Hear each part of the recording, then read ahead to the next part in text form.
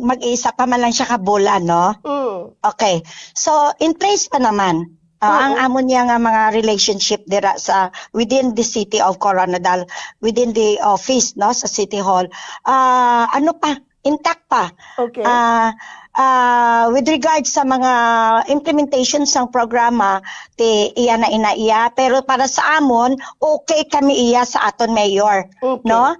Kaga, it should be collaborative effort between the legislative and the kwan dapat and the executive. Kahit di kami malang dira nagatiyog-tiyog sa sulod sang City Hall. Yes. So kailangan mag-anuhay kami, no?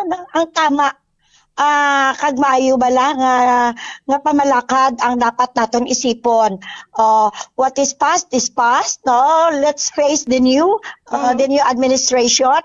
And ako personally support ako sa programa kag sa mga aktibidades kag mga project nga ipa-implement sa aton na bag-uso mga city mayor nga si Bing Arakel. Kay ti according man sa iya ginbilin ina na programa sa aton city mayor nga inugpadayon niya. So full support gid si Konsehal Subaldo dira, no?